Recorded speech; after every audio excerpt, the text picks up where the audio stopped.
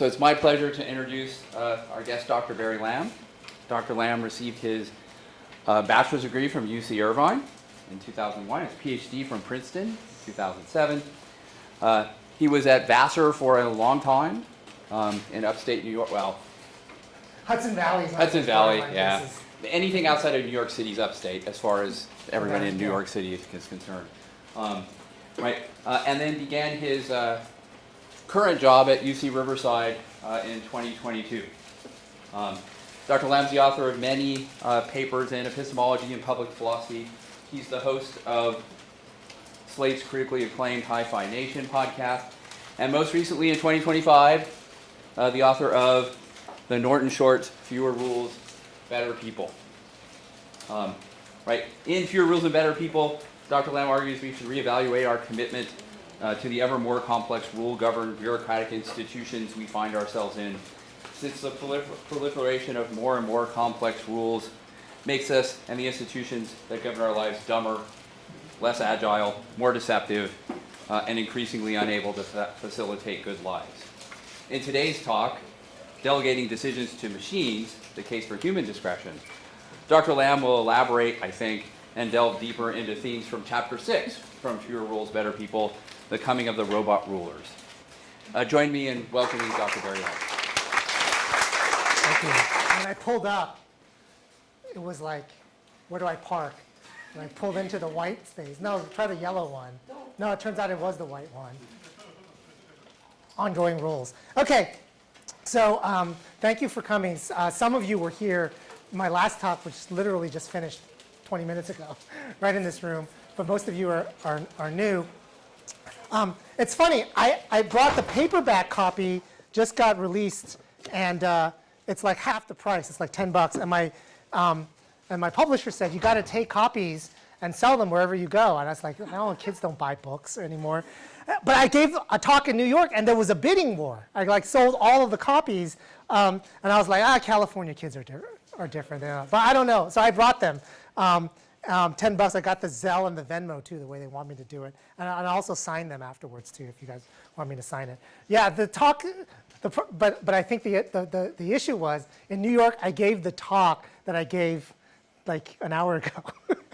And that's the one that sold. So I don't know if this one, which is actually the content of the book, will sell. Okay, I want to start off by talking about a couple of things that hopefully everybody will be able to relate to, and that is about rules in sports. I'm going to present two different rules in the next slide. These are the rules for what constitutes a foul in basketball and what constitutes a catch in football when the games were invented. So in the case of basketball, 1891. In the case of football, 1938. So this is a foul. No shouldering, holding, pushing, tripping, or striking in any way the person of an opponent shall be allowed.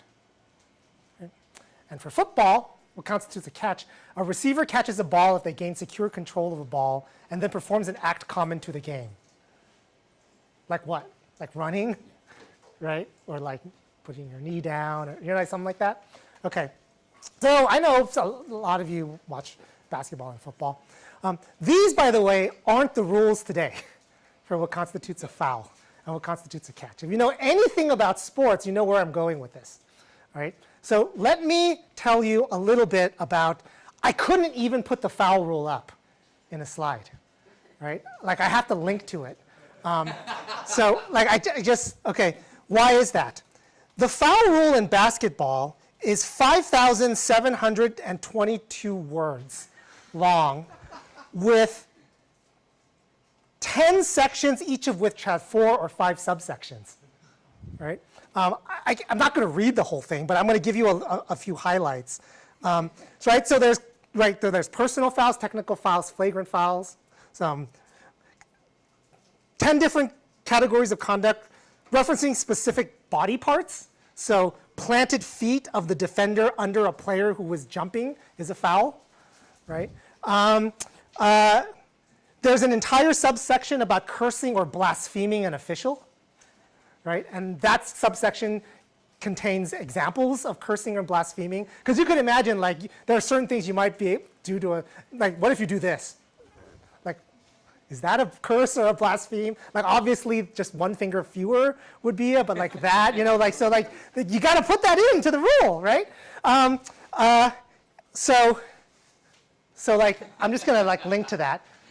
So that's like the basketball. There's like prohibitions against clotheslining. There's like the specific, and then it defines clotheslining, right? The extension of an elbow could be a little bent.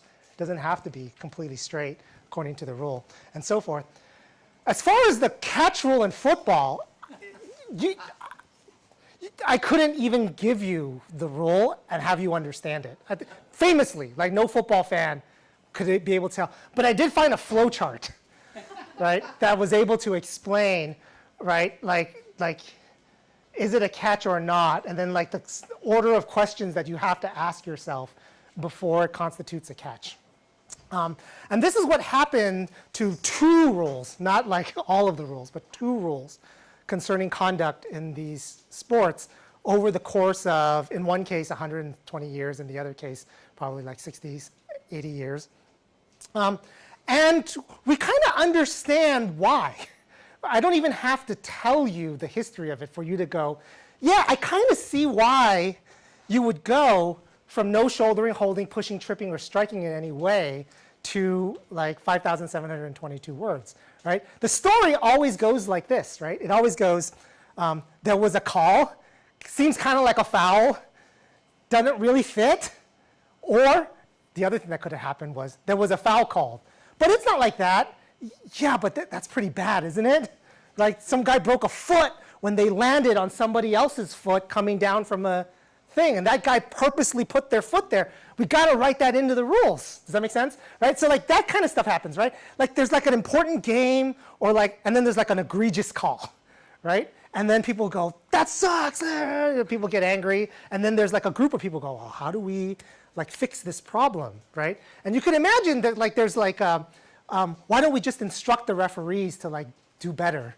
Or you can go write it into the rules, and it's always the second thing, right? It's always the second thing. It's never like the first thing. Okay, so that's the kind of thing I think that I think we all kind of understand. And there's a whole couple of chapters in the book where I talk about the evolution of institutions. Now let's stop thinking about sports and let's start thinking about rules in education, for instance. Why you might go from something like, write a paper, you know, about 3 pages, right? And if it's late, it'll be graded down, right? To, right, 1,200 words, right? 1/3 off for every day late, which means a 24-hour period from the due date. And then the due date has to be, is that the beginning of class? Is that the end of class, right? So then it'll be like 2:45 p.m. Like that's the version in education, right, of going from, you know, like write a paper, right, turn it in on time, about 1,000 words, to, right, like the 5,722. Over the course of my career, I'm not that old, our syllabi have gone from like you're laughing, all of you are laughing, to like, because you know exactly what I'm saying, to like 10 pages of like a bunch of like disclaimers, rules, all this other stuff. And then like in the age of AI, now we have to like think of more, right? Like what is the permissible use and non-permissible use? And then students have to think about following, right? And it's exactly this, right? It's exactly like, don't cheat turns into, well, what's cheating, right? And then you go, okay, what's cheating? But I got the idea from it, but I just wrote it, oh, okay, I guess that's not, then you would write the thing. The natural evolution of rulemaking and institutions of rulemaking, as soon as you have more than like 5 people that you have to deal with, is going to be, all right, more complex, more subclauses, more rules for what constitutes foul. Something happened. It never goes the other way, right? I mean, you're never going to see the NFL or the NBA go, let's sit down and see if we can simplify this stuff. They try, right? But it never happens. It always goes in the opposite direction. I call these the laws of bureau dynamics, right? The laws of how institutions change over time with respect to bureaucracy. Bureaucracies only ever get increasing complexity in rules, never simplifying, right? The discretion given to referees is always taken away, never added, right? Think about what these rules are. They're highly discretionary rules. No shouldering, holding, pushing, tripping, or striking. An act common to the game, right? That's a judgment call. Is that an act common to the game, right? That's a judgment call made by the referee. You never see the ability of a referee to like, yeah, that looked pretty egregious. We're just going to let them call the foul, right? Why is that? Well, we'll talk about that in a second. Sports admits of high discretion and low discretion categories. And what I mean by that is the degree to which a referee or a judge has a say in who wins depends on the sport, right? Football, baseball, basketball, tennis, these are low discretion sports. We don't aim for those sports to be decided upon by a judge. If that happened, we would be furious, right? If a game came down to a call, we are furious about it. We hate when that happens. Compare that to sports like figure skating, right? Diving, gymnastics, right? Those are almost like defined by like, there's a judge, right? And the judge gives this score, right? And like the things in your educational life are like that, right? So writing papers for your philosophy class, high discretion, right? Multiple choice Scantron, low discretion, right? There are, in addition to being high and low discretion, various different kinds of discretions sports have to different degrees. Let me talk a little bit about that because this is all going to be relevant to what happens when we let the machines take over. Selective discretion, or what I'm going to call selective enforcement. So selective discretion is the kind of discretion that referees, teachers, doctors have to decide that they're just going to look the other way when they're going to enforce a rule. God, it's really hard to like come up with examples in LA of this. So in New York, nobody gives a shit if you jaywalk. There's just like no, like literally the cops are right there, and then like it's like don't walk, and then like there's no cars. And the cops are like, why the hell are you standing there? Walk across the goddamn street. Like move along, move. And in LA, as soon as that thing starts blinking, everybody, oh shit, I gotta stop right here, right? Because like in LA, they selectively choose to enforce jaywalking, and in New York they don't. Same law actually, right? They could. This happens a lot in the law. In sports, like so some examples that I'll give is like in tennis, there was always a rule. It's gone now because of a very controversial example, but of you're not allowed to coach the players. Like if the players are playing against each other, they're on their own. Coaches usually sit in the stands, and for many years, coaches were doing this. You know, just stuff like that, and then like umpires just kind of like, oh, whatever, right? And then one year, Serena Williams, I believe it was the final, right? And her coach like literally said, like go to the front, go into the net and like hit a volley. And then he called the coach on it, and it was like the second violation. And I believe she lost the game and lost the point and like lost the match. Like, and that happened like twice to Serena. Like these kinds of like rules that and she argued they're not enforced on anybody else. Right, something like that. But think about it, selective discretion. The ability for people who are in positions of power to decide they're not going to enforce a particular rule. Not always bad, right? Sometimes we like that. Sometimes we think it's fine. I'm told, I'm not a soccer fan, I'm told in soccer there's a certain amount of time that the goalie is allowed to hold the ball before they throw it, and it's like 6 seconds. You're shaking your head, I don't know, but like I'm told it's never enforced. right? Like no, like they don't care about that. So that's an instance of selective discretion. Soccer, by the way, is an interesting sport to talk about discretion because is it a low discretion or high discretion sport? It's like, it's one of those right in the middle because it turns out like how long is a game supposed to go for? You're like, oh, it's like it's up to like the referees, right? It's up to the umpires, right? So like it's a higher discretion sport. Interpretive discretion. Interpretive discretion is the kind of discretion that you saw with the foul rules, right? It's up for interpretation what counts as a violation, right? So famously, there's something called the California Basic Speed Law. I was like drilled in driver's ed. Does anybody know the California Basic Speed Law? Yes. Is it to go the flow of traffic? It's not to go the flow of traffic. It is not to go the flow of traffic. You will get a ticket if that's you will not have a defense. Yeah. Yeah. Is it not to go faster than the conditions allow? Yes. Never go faster than it is safe. That's the law. It trumps every specific speed law. So if it's 55, it lists 55 or 65, and it's the judgment of the officer that that's actually faster than it's safe, the California Basic Speed Law can be triggered, right? Luckily, if you're in California, that hardly ever happens. You go up to the mountains sometimes. But in the Northeast, it always happens, right? Because right? So the basic speed law, never drive faster than it's safe. Do you guys see how that's a highly interpretive discretionary law, right? Right? That's why people don't like it. But it's got interpretive. Safe is a judgment call. 55 is not, right? 55 is a fact of a speed gun, of an odometer, and so forth, right?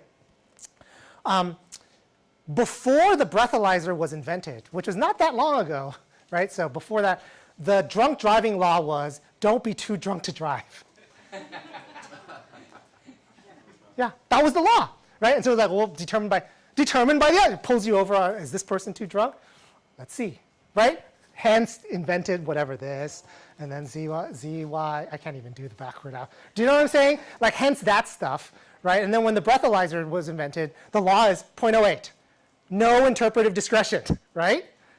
No interpretive discretion. By the way, drunk driving is one of those interesting things where you still have selective discretion, right? You just don't have interpretive discretion. And then, relevant to what we're going to talk about for most of today, adjudicative discretion. This is the kind of ability that umpires, judges, individual officers, your teachers have to issue a verdict. What I mean by issue a verdict is take factors into consideration. It sounds so vague. Take factors into consideration and come down with a judgment. For professors, it's grades, right? Not if you're in a low discretion environment like a multiple choice, but definitely when you're grading a paper, right? We look for things. What are the things? We kind of describe it. Thoughtfulness, good use of vocabulary in English, blah, blah, blah, right? But like, number A, those things are highly interpretive. B, unless you're a certain kind of professor, nobody tells you how good your writing is counts for 13%, but how good the ideas are count for 28%. Does that make sense? Like some people might do that, but I don't know if you want to do that more generally, right? When you issue a kind of verdict yourself, when you review like a movie, right? Like you end up recommending it or not recommending it, saying you liked it or saying you didn't like it. But the factors that went into play, like did you like the story? Oh, the story was all right, but like really, I really liked Chalamet. Like Chalamet, he's dreamy, right? Is that right? So like the Chalamet thing is like really high in your like factor of like liking the movie. But there's no rule that says it like dreaminess of lead is like got to be decisive in your like liking or not liking, right? Some movies is like that, and some you might not, right? Some like you know that movie by Shelley, he was dreamy, but I couldn't even. I can't forgive whatever, the writing or something. Does that make sense? Like so, adjudicative discretion is the ability of an individual judge to weigh the factors of the decision the way they want to weigh it, right? Now, what's the opposite of selective discretion? What's the opposite of selective enforcement. It's mandatory enforcement, isn't it? It's no matter what, if there's a violation, it gets cited. What's the opposite of interpretive discretion? 5,722 words of telling you what a foul is, right? What's the opposite of adjudicative discretion? The ability to use the factors to make an ultimate judgment yourself. It's algorithmic procedure, right? It's going to be a procedure that tells you what percentage weight you have to put on every single thing in every single case, right? So where do we see this in the real world?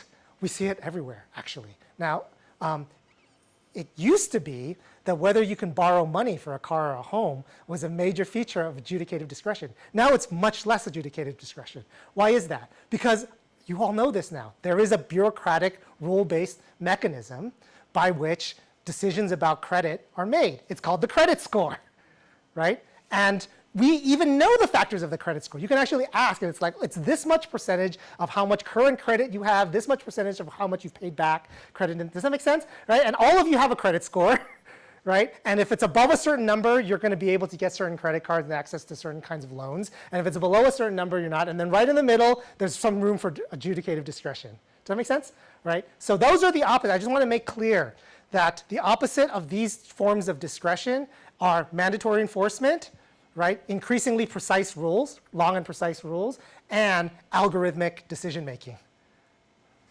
right? Incidentally, when I wrote the book, this was before Trump 2. Probably why I can't even sell the book now, because who wants to hear about this in the era of Trump 2? The paradigm example I use in the book of adjudicated discretion is at the border. Right? Like that was supposed to be a case where the government actually gives you a list of factors that border agents are supposed to consider whether to allow somebody in or not. And it's stuff like, you know, connections in the United States, history of taxes paid, promise of employment, you know, stuff like that.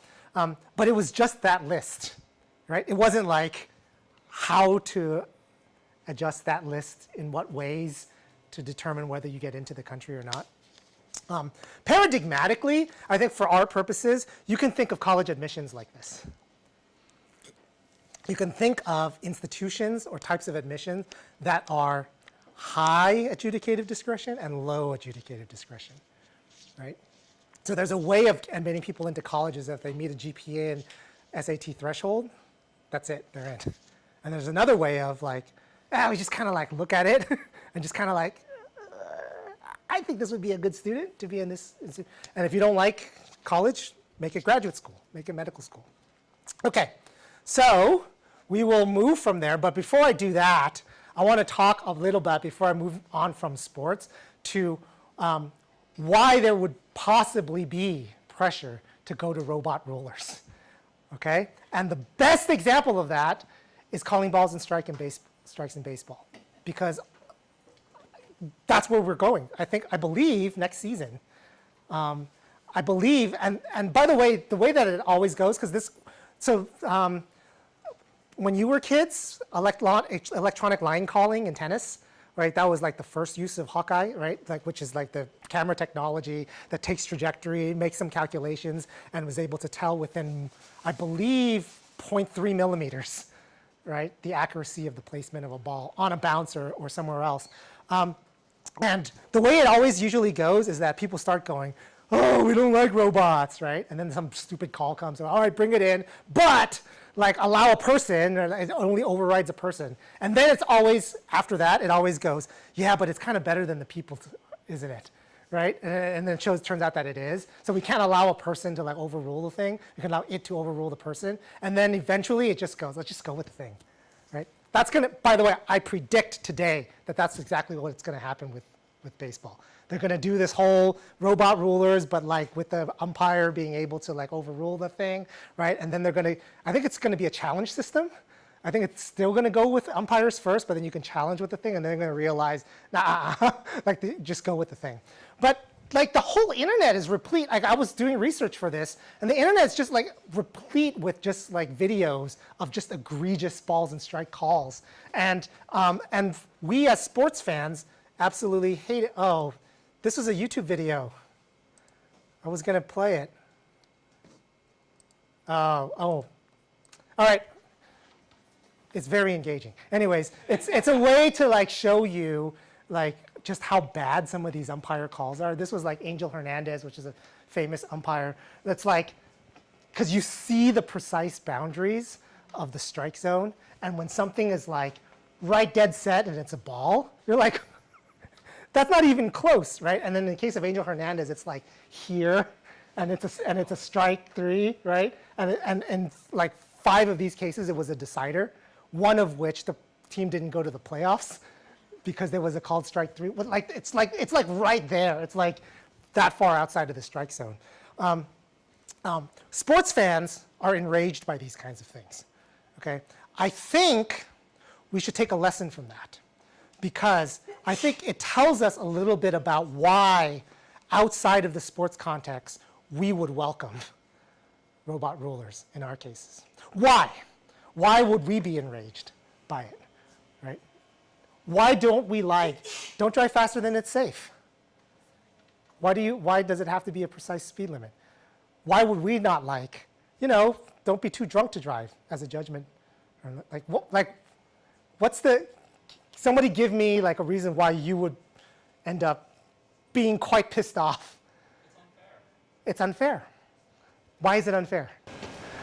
Because allowing for some people to get away with things sometimes and other people to not get away with them at other times is almost what unfairness is. Yeah, that's exactly right. And when we watch sports, there is nothing that triggers the intuitions of unfairness in us more than sports and competition, right? Because that's precisely the case where we think fairness trumps like all, actually, right? Fairness trumps almost everything there. So let's dig down a little bit about what we mean by unfairness in these kinds of cases.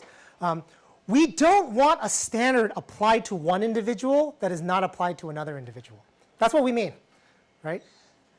We could even think the standard sucks. We hate the standard, right? But that's what we want. We want the same standard applied. We want like cases to be treated like and unlike cases to be treated unlike in all scenarios, okay? The reason why all of our institutions march towards increasingly bureaucratic and complicated rules is because we think correctly that when humans are given discretion, you increase the risk that that happens, right? You never decrease the risk of that the more discretion you give to individuals. That's precisely the reason why classical liberals like John Locke and Montesquieu, right, do not like high discretion in laws, in society, and institutions, right? The other reason they don't like it is because it threatens democracy. Now let's think about this on a political and social scale, right?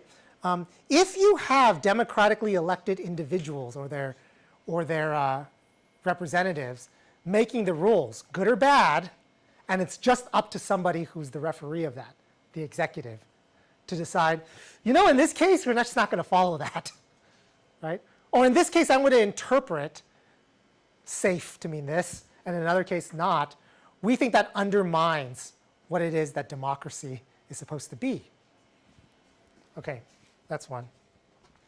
The other, which is really interesting, the other reason why we don't like high discretion institutions is, I'm going to attribute this to the ancient Chinese political philosopher Han Fei. It's a very interesting argument. It has nothing to do with being fair.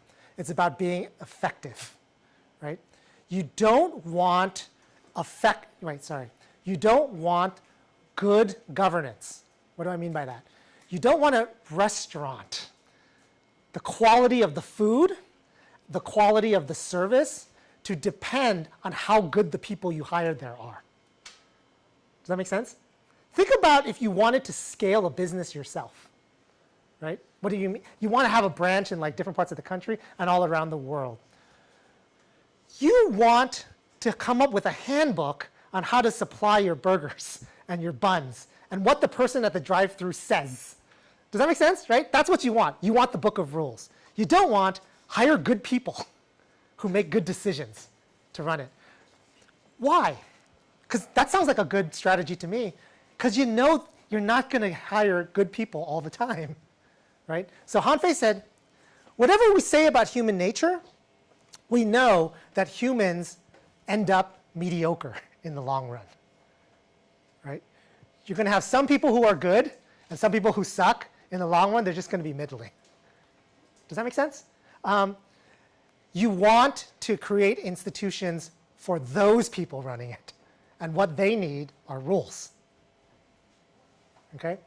Interesting argument. I'm not saying I agree with it, but this is the direction of why we kind of embrace lower and lower discretionary institutions. And sports is headed in that direction. I'm going to tell a story about how this started in 2004 with respect to essay writing. Okay, so I know this because I was there. The GRE, the TOEFL, do you guys know what these things are? And a couple of other standardized tests are written by the Educational Testing Service, which is in Princeton, New Jersey. And there's an essay portion. There always has been an essay portion. The essay portion is actually less, okay, it gets you into graduate school, or it doesn't get you into graduate school. It's a standardized test. Those are the 3 guidelines they would give to human graders to make a judgment about the essay. Conveys ideas fluently and precisely using effective vocabulary and sentence variety. Demonstrates superior facility with the conventions of standard written English. Displays curiosity, open-mindedness, and insight.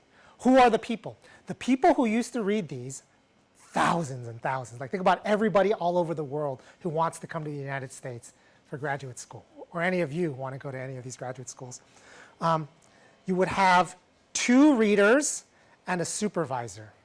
The 2 readers are usually graduate students or underemployed professors looking to make extra money. And you're given something like $25 per graded essay. It's less than that, sorry. And this was a way to get employed. And those were your criteria, and you graded it on a score of 1 to 5. Right? If the 2 people were more than 1 point off, it goes to the supervisor, whose score determined the final score. Does that make sense? Okay. Until 2004, when they decided to bring in a machine to take the place of the second reader.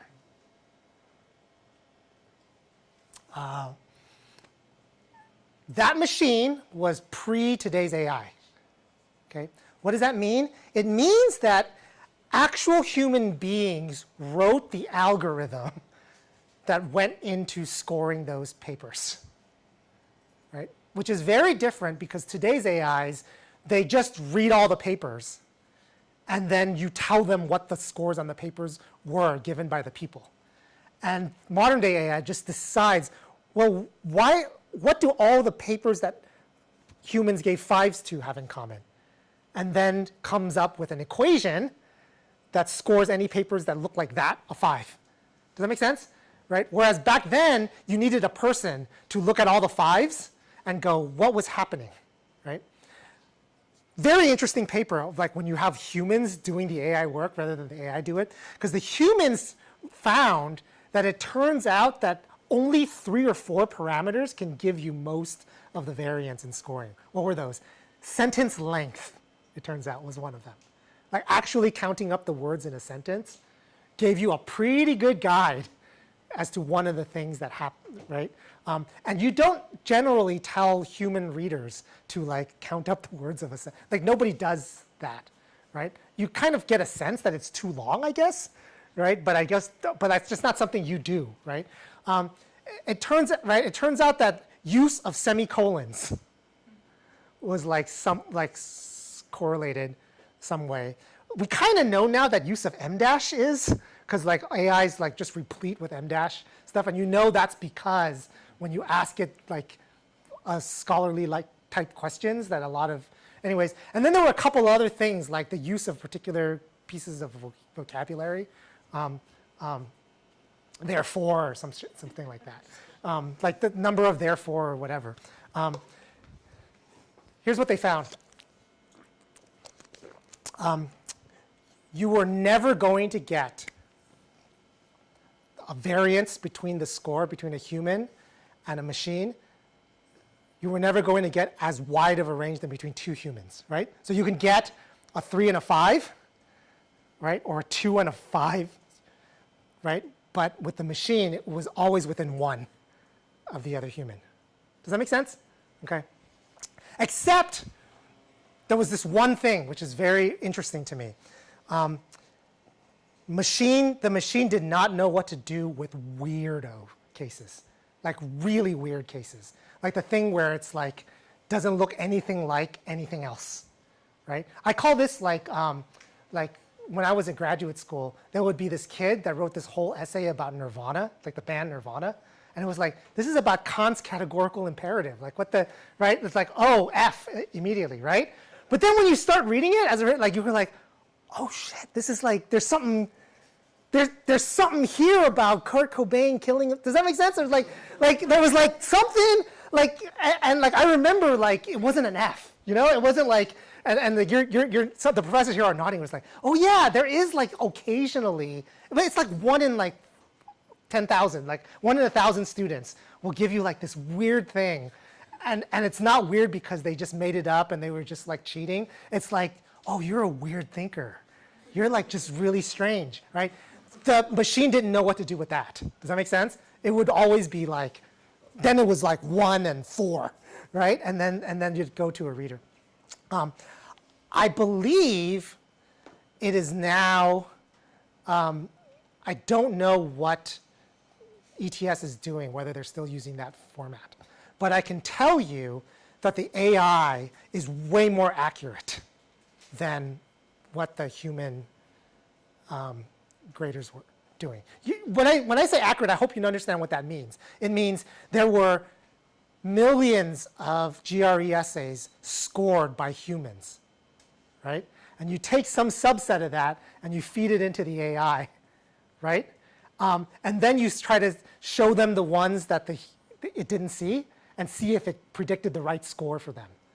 Does that make sense, right? And if you give the ETS algorithm, it's nowhere near as good as modern day AI, right? If you gave the ETS algorithm, it's still got the human judgments wrong in more cases, okay?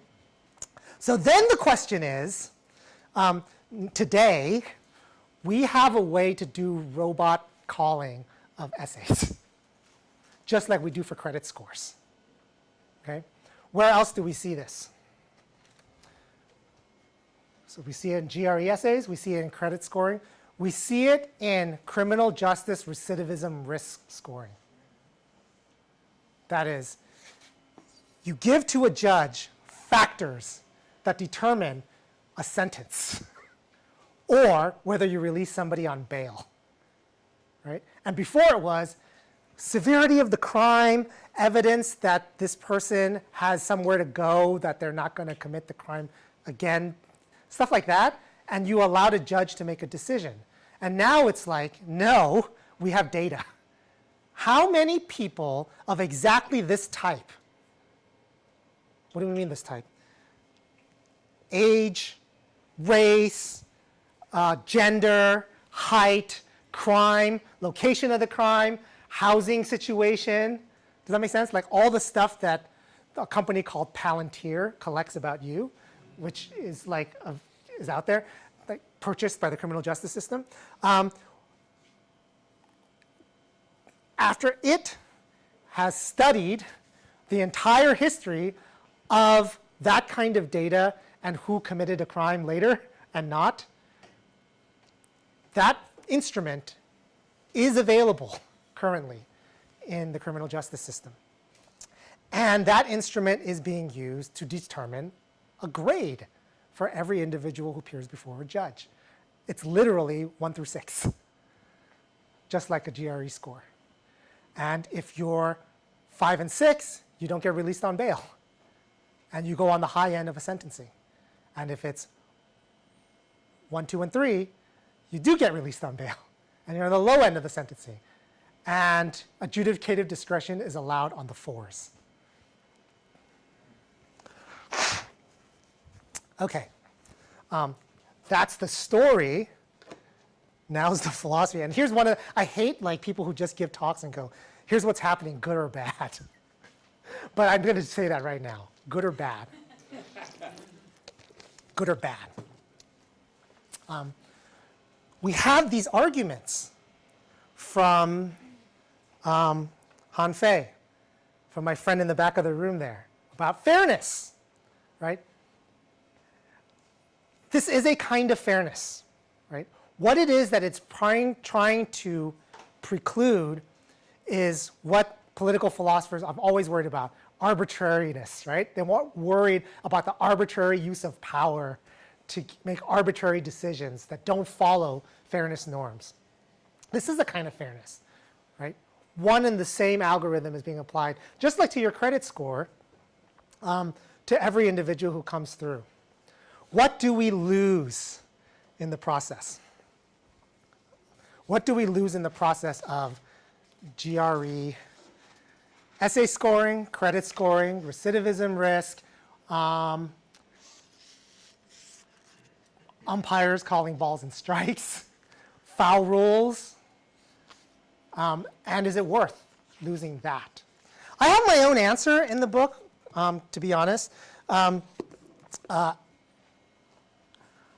I think that the thing we're losing isn't worth the robot rulers. I'll tell you what that is, but I'm actually curious for the purposes of discussion if you think that this, I think it applies generally, right? So I think I like higher discretion being offered in all cases, even in sports, but I'm actually curious to see if people disagree with me.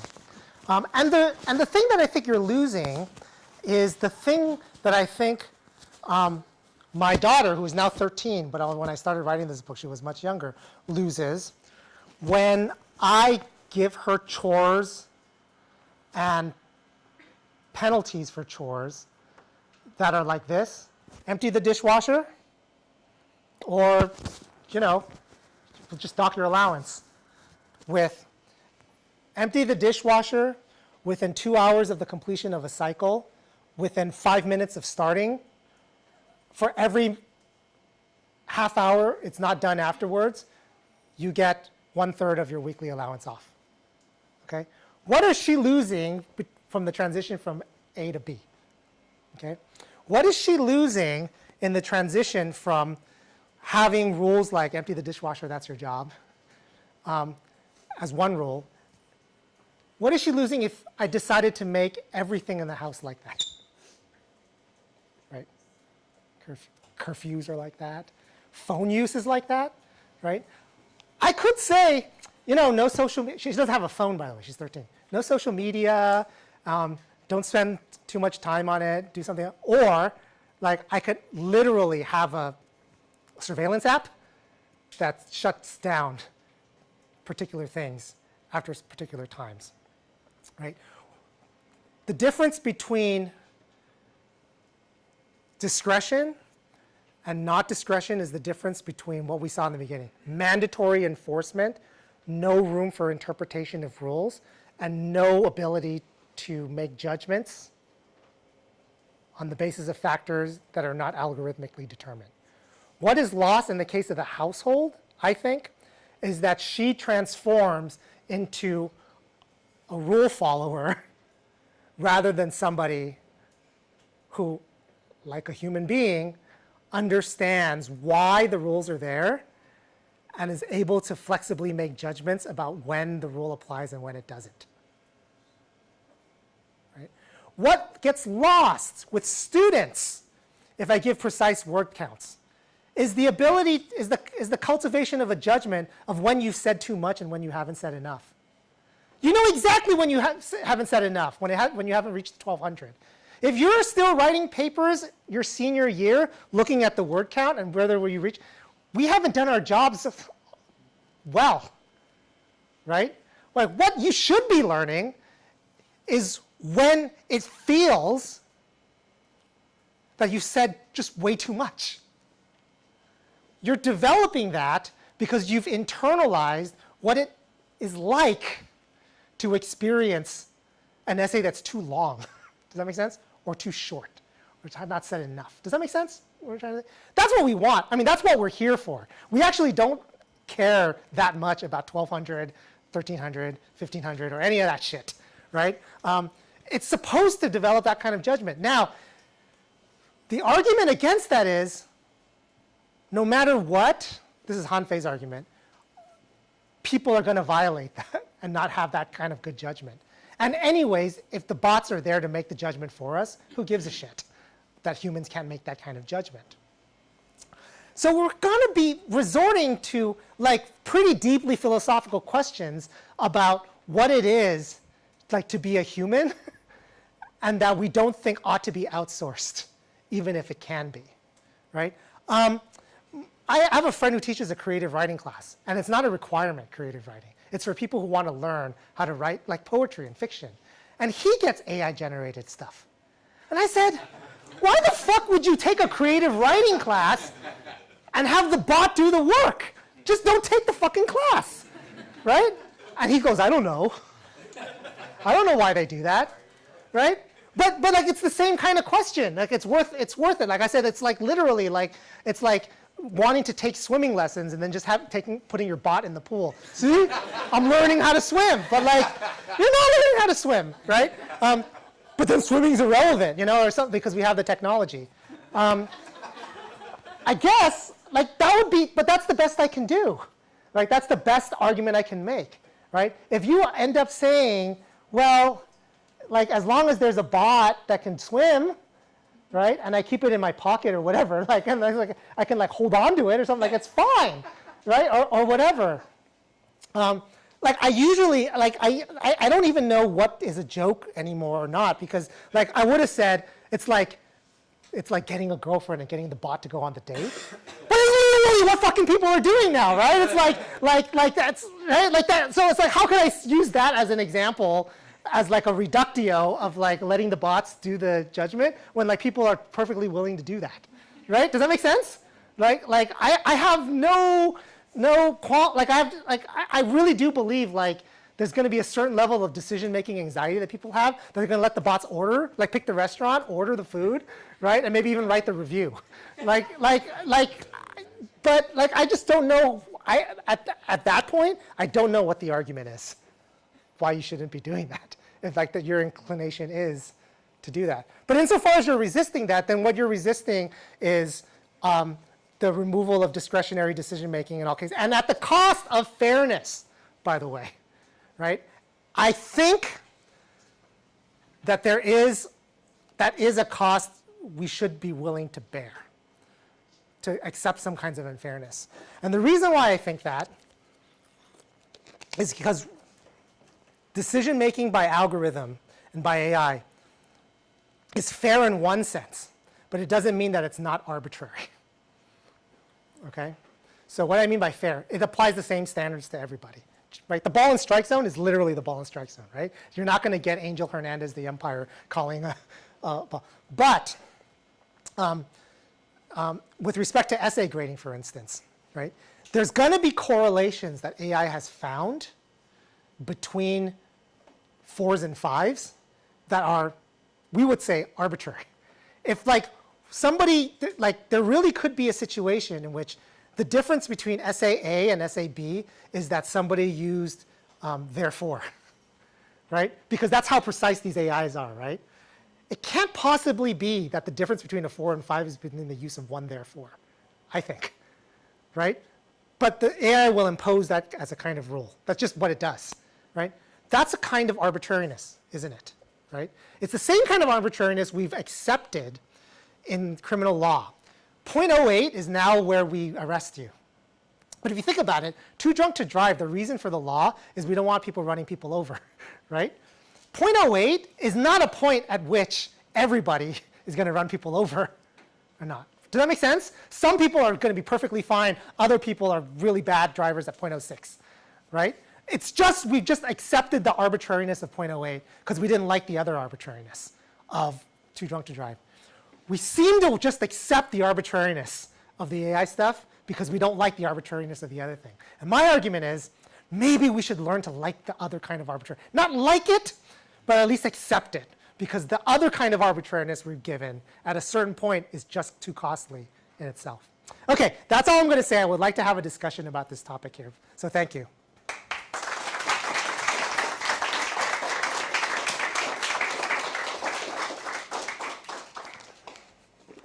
Do you have like maybe an origin of why it's too costly? Like for me, I feel like what we're also, I agree with you that I think we should be willing to bear the cost of like not, automating everything. But for me, I think what we lose is, and what makes it challenging and interesting to do this in the first place is that we have a hard time communicating with others. Like we can't seem to, have discussions without argument or like very emotional, like feeling like we're being attacked in some way, and like we're losing the skill of being able to communicate with others by trying to delegate decisions to machines that we deem too challenging to have a decision. Like I like that there is room for discretion because, you gave a lot of examples about like scoring in the classroom. As a grad student right now, I take all of those constraints that I'm given in an assignment as arbitrary because if I find a better way and I'm willing to argue that with my professor about why I did this a certain way, I usually get the points, right? If I can make a good case. And so I like having discretion because I think for the most part people's minds are willing to change, but you have to be able to effectively have that conversation to be able to do that, but it's a skill, right? That you have to be able to emotions and empathy and all these other skills. So I was just wondering if you had more of like an origin of what is causing the desire to move to automation, I guess. I think that your diagnosis is, I think it's a very good diagnosis. I actually think it's generationally appropriate diagnosis because I don't think it ever occurs to the older people like that when there was never even a prospect of automating away a particular kind of decision. Like not even for like we didn't have Yelp scores, for instance. Like you know what I'm saying? Like to choose like a place to eat or nothing. Like the only thing to do. We literally, by the way, when we had to look something up, we called somebody, right? We called somebody and like you guys wouldn't know this, but like this operator 174, what city please? Like there was a person who you actually called to ask where something was and what the phone number was. And so without the ability, I don't think we had the anxiety. We just felt like we had to do it. Like we just had to like interact with somebody. And if you had the option of not doing that or doing that mediated in a certain way that has helped, it might be a lot easier. I think the origin is a lot simpler than that. I think that there's this thing that's unique to, that's a feature of human psychology, is when something goes wrong, we got to do something, right? But when something goes right, we don't have to do anything. We just let it go right until it goes wrong, and we got to do something, right? And the reason why we increasingly have more complicated rules and less discretion is because something happened that was bad, right?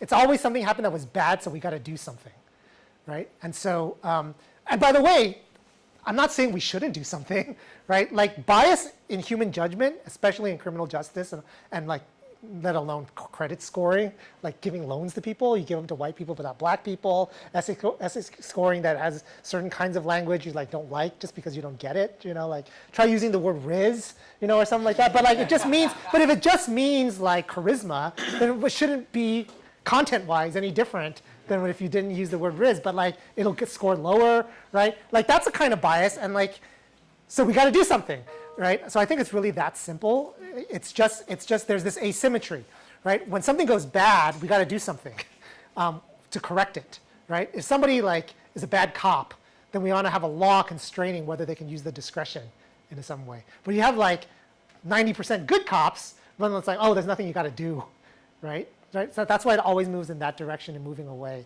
And the tech industry that wants us to like outsource every last bit of human interaction and human judgment to it, like use that as the primary argument, right? do you trust human beings more? At this point, we want to say no, but then you give specific examples, right, of like cases where it's gone egregiously. Like the whole thing about like self-driving cars, like, okay, maybe the Tesla auto thing killed 3 people, but like humans killed 28,000 or something like that, right? So like make driving decisions, take that completely away from human beings. Yeah. So almost like a conservation of energy, essentially. Yeah, it's Like we need to only use the energy for when something really goes wrong, or Yeah. like when something's going yeah.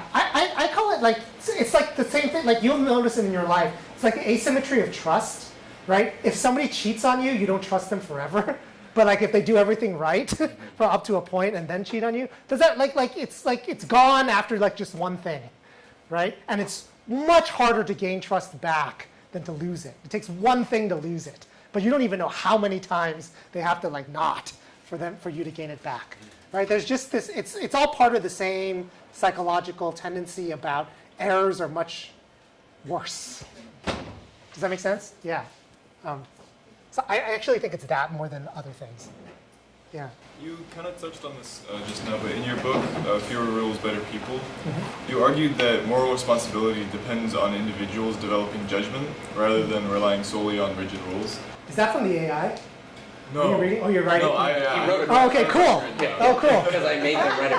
Oh, okay, good. All right. So I was wondering why you're reading it. No, that'd be funny though.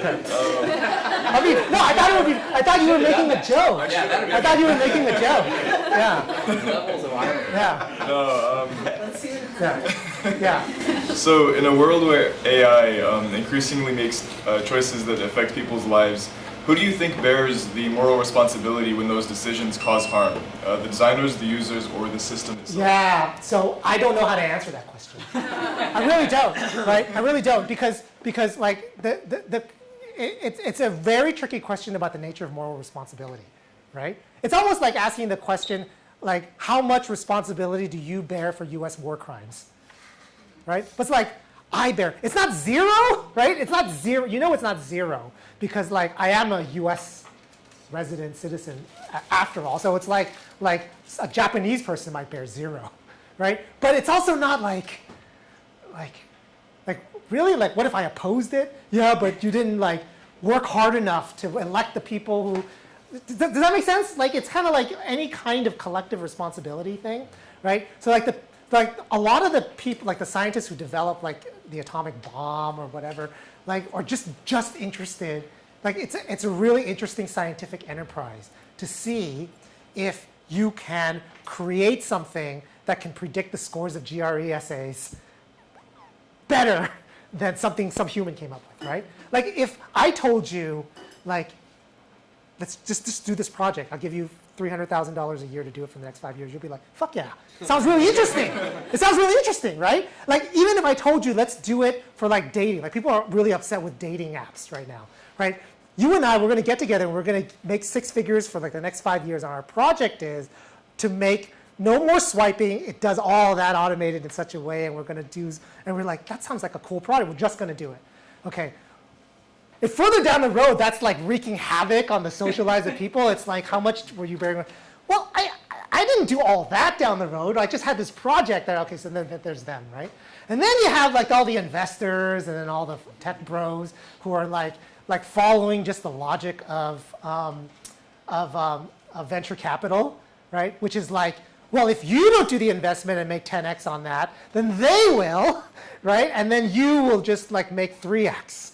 On something stupid like you're investing in Costco. Like who needs to invest in Costco? We know Costco works. We don't have to have more investors in Costco. Does that make sense? So like they're following like that logic and maybe we hate them because they're selfish because they want to make 10x rather than 3x, right? On the other hand, like if that was you, like and I was like, here, you have $100, I can 10x it, I can 3x it, right? For this and that. And you're like, well, millions of other people are doing that, investing in that thing, so how much responsibility do I bear? Right? And then you go, okay, well, what about the users? Right? Like we're like, well, the students, we're carrying all this AI shit, and I hate that they're doing it. And I'm blaming them for it, right? And then their response is like we were thrown into an environment that we didn't ask for, where this thing is a thing that exists, right? And you're telling us not to use it in a competitive environment, whereby if I don't, then I will struggle my way from a C to an A, as opposed to and then I have that on my transcript and somebody who doesn't. So it's just so hard for me to answer these questions of collective response. Other philosophers are better than I am about collective response. But you see, it's the same. To me, I reduce. It's the same problem. It's the same problem of collective responsibility. If I am responsible, then I'm not fully. I'm 1 over 100 million responsible, which is a small amount of responsibility. Yeah. One of the things that you said during your discussion today about us having to sort of sacrifice fairness in a world of discretion, how would you apply that statement to that saying of would you rather 100 guilty men in prison, but 2 of them are actually innocent? Yeah. How do we address that kind of issues in the criminal justice system? Yeah, that's one of the ongoing questions about what's worse, right? What's worse, false positives or false negatives, right? This is the ongoing thing. And in criminal justice, it's this one way. We've inherited this saying from Blackstone, which is it's actually better to let the guilty go free. And I actually believe that, right? Because the injustice done to an innocent is just much worse than the injustice done to others if the guilty go free. But it's something we inherited. It's one of those things where you have to make an argument, right?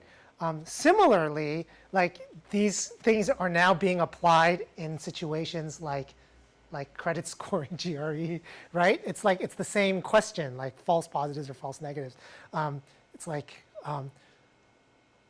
But we let in these people don't deserve to be here. And you're who cares, right? As opposed to but we precluded somebody who really should come here, and right? And then that seems worse, right?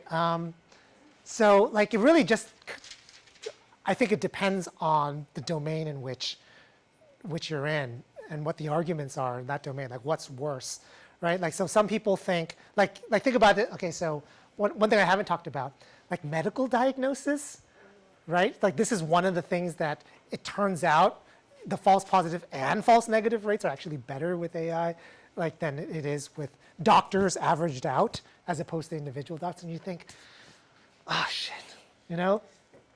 what would it be like for a patient, for a doctor to say, I think it's this, but the AI says it's this. And, it's very different treatment protocols. And it's if you go with my thing, it could be safer on this front, but you won't be cured. Does that make sense? It's what's worse, right? Getting a wrong diagnosis, right? Or and I don't know what the answer is in that kind of context. Yeah. Sorry, I'm not skirting everybody's questions. I'm answering them. Yeah. How do you think that we could build more trust and deal with the mistrust by giving more discretion? When I feel especially in the time that we are, there is a lot of mistrust with our administration, with officers. How do you think that we could build that up again to be able to give more discretion and have the public trust them? Yeah. It's all deserved, isn't it? Now, we all think that all the mistrust is deserved. So the final chapter of my book is me trying to I hope you all know that philosophers are bad at solutions. We're good at raising problems.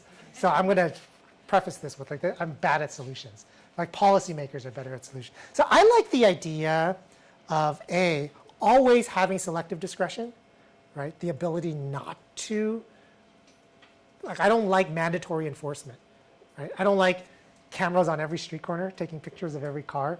I don't like your car monitoring your blood alcohol level. That's totally possible, right? You can now have cars that literally detect or how about the car just monitoring the speed and the speed limit and preventing you from going a mile over that? That's possible now. So I'm a fan of selective discretion. I'm a fan of interpretive discretion. So just make rules that are interpretive. And the thing about recreating trust is, I get that trust is lost. When trust is lost, you don't just restore discretion to everybody. You kind of keep all of the foul rules that are all crazy, but you still make it so that referees are allowed 5 discretionary calls. It's not according to the rules, but you call the foul anyways. And if we think that it's good, then you get more in your job as you go along. Does that make sense? So like, I call that the budget. So, Yeah. sorry, I have a follow-up Yeah. question. So do you think it's more on like the institutions or like us as a public? Or you think it's like everybody's job to like kind of build that trust up and give discretion to everybody? I think that rule makers, the people literally responsible for like the move and decision makers about whether to automate things, should start first. They have the power, right? In terms of how to get individuals to trust more, yeah, I don't know. I tend not to be that knowledgeable about how to get societies that are low trust, like us, to a place where societies are higher trust, like Japan, right? I really don't know what that, like some people say, you know why, right? Because we're racist here, and like we have a multicultural, and I'm like, oh, so to get people to trust, we have to all be homogenous? Like, is that what you're saying? Like, fuck, like that shit, right? Come talk to me afterwards as you buy the book, Fewer Rules, Better People, $10 in paperback. Yeah. Oh.